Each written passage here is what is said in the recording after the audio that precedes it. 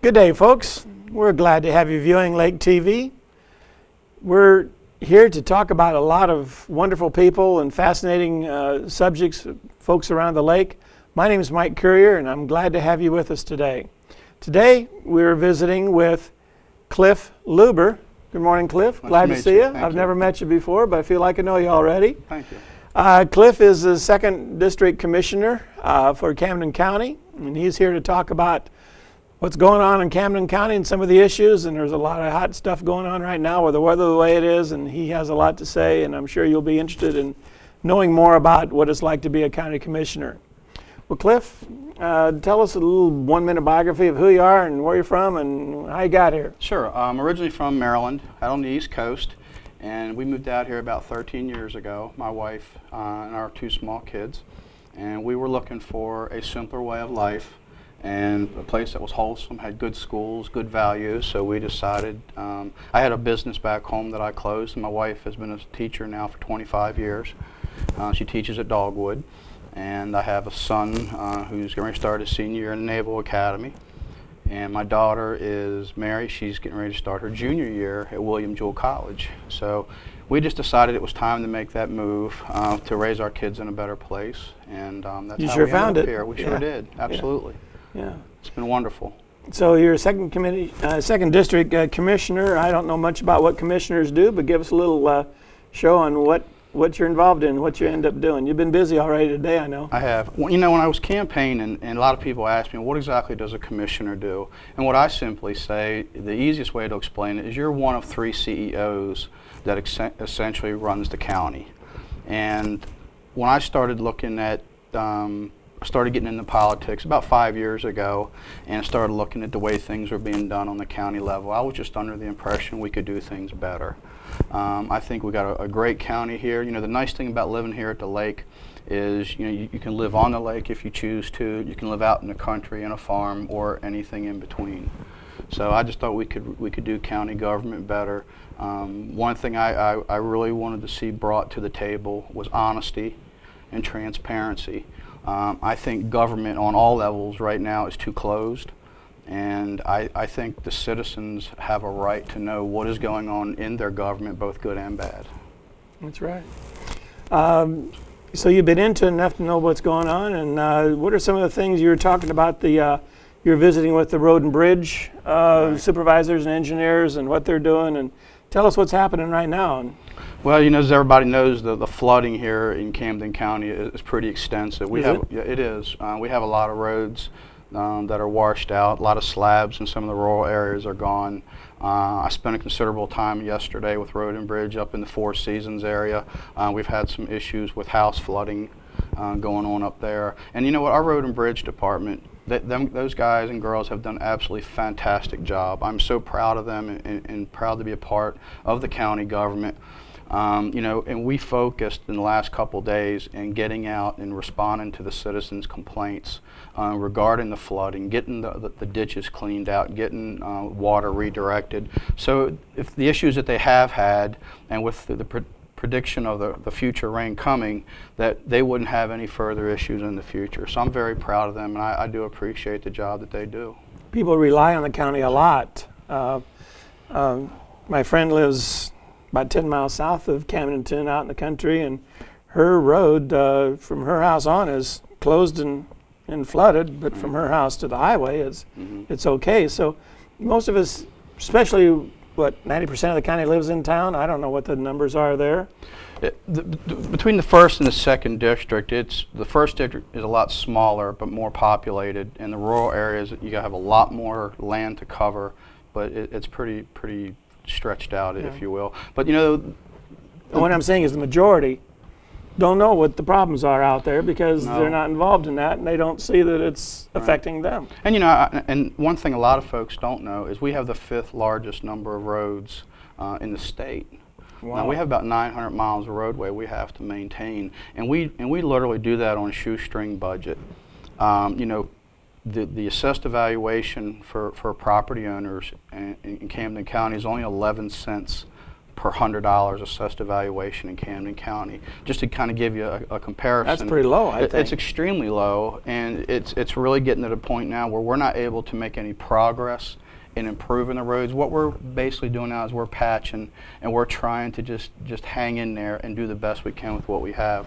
But you know, Miller County is almost 26 cents per 100 assessed evaluation, and Morgan is about 16 cents, just to kind of give you an idea where That's we something are. that people need to know. Well, they do need to know, and like I said, you know, the road and bridge guys, most of them start off at about $9.15 an hour. You can't support a family on that, and I got to tell you, when you actually get out there in the field with those guys, they do a good job, and the supervisor Ken Matthews up in the North Shed, I was up there with him yesterday evening, and you know, he even stayed later after it was time to go home to address some of the complaints he had received later in the afternoon. And I think that just goes to show what a great bunch of folks we have there. I think the public needs to know how dedicated their public servants are. And when you say public servant, we take that pretty literally, don't we? Do. Yeah.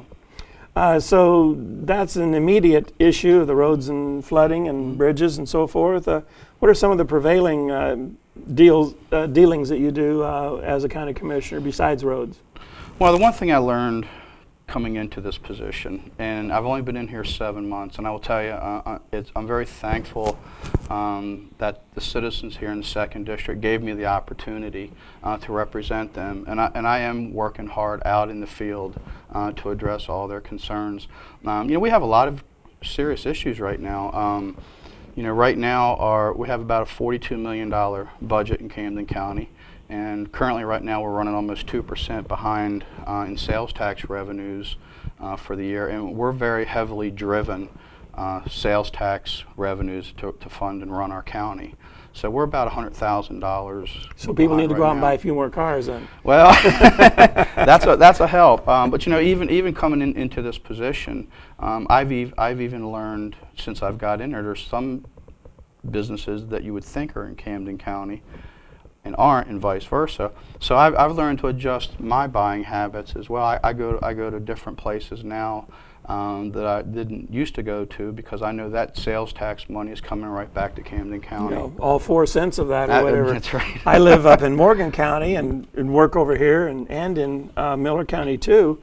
And so when I stop at some place to buy gas or groceries or something, my conscience is on me, because I know that my dollars support the school, support the county, and so I'm cognizant of it, I'm aware of it, and it does affect my buying habits and buying patterns. It does. So now, are you over the sheriff's and law enforcement area too? I honestly don't know. The sheriff's department, the sheriff is an elected official, so he is in charge of his budget and how he runs his department. So you don't have any connection other than just cooperation? We have some. It's cooperation, but it's also, you know, we discuss things within the sheriff's department. So but in the final analysis, you know, that is his department. He runs it how he sees fit. Mm-hmm. And how do you keep city and county interests separate? Because the city is the county as well, but you've got to you know, draw some I line have somewhere. to say the municipalities work very well with the county. We have a very good give and take relationship, so we really don't have any issues when it comes to working together to get things done. We understand where the boundaries are, and we work very well together. So how long is your term? It's 4 years. So in 4 years, how would you like to see things different?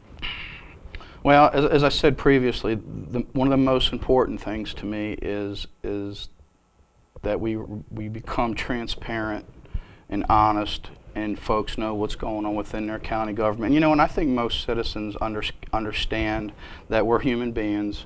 We're going to make mistakes while we're in office, but if you're willing to come forward, and if you make a mistake in the decision-making process, folks are forgiving. They understand that. But I think it's important that we put the government out there in the spotlight, if you will, so the folks can see what we're doing and also what we're not doing. You know, I'm very, my campaign slogan was "Vote Yourself a Voice."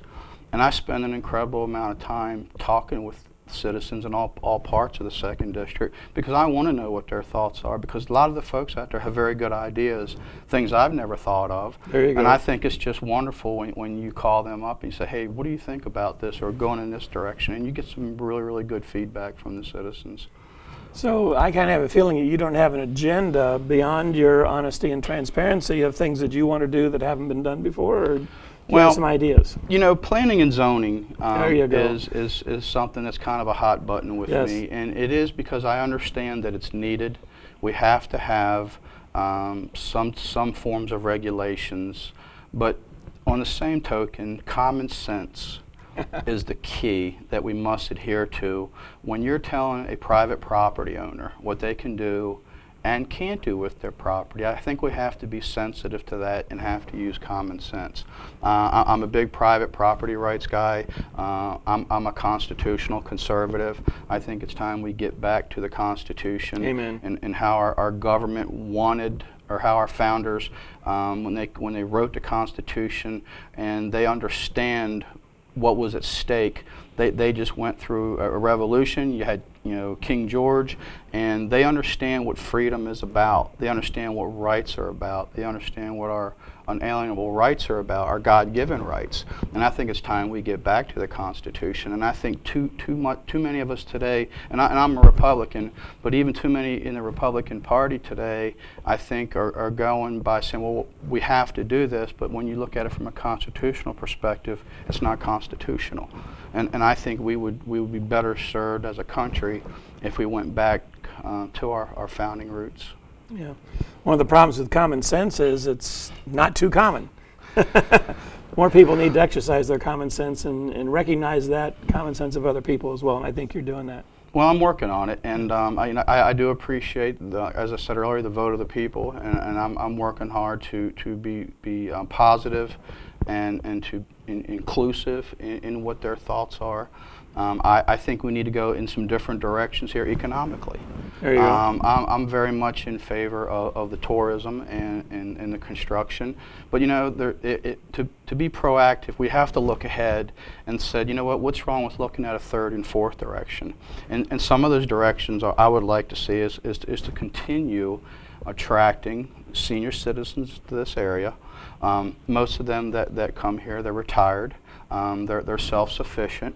And one of the most important things for me is they give so much back to this community in terms of the time that they give to volunteer in different organizations. That's important. It's extremely important. And also, hopefully it's a role model for some of the younger people that are growing up to see the time and attention that their grandparents or friends and neighbors give back to this community, and they would get some of that spirit within themselves to give back.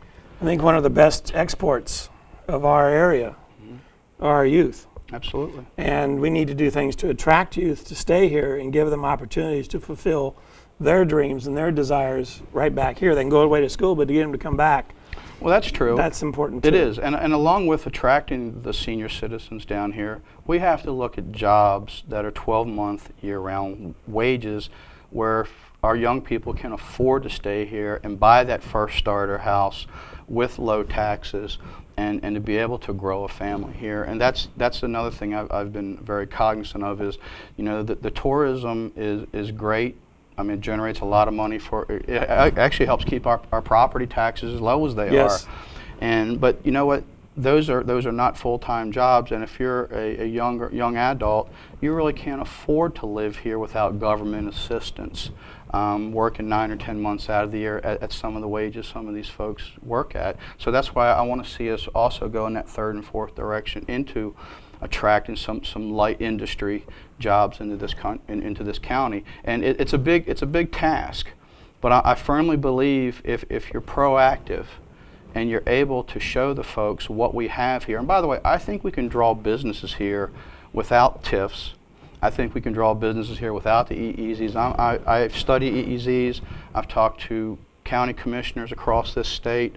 I've learned the pros and the cons. And you know what? I'm not interested in giving away the farm to get a business to move here. I think the mere fact that we're only 3 cents per $100 assessed evaluation in our corporate tax rate here in Camden County, we're like the second or third lowest in the state.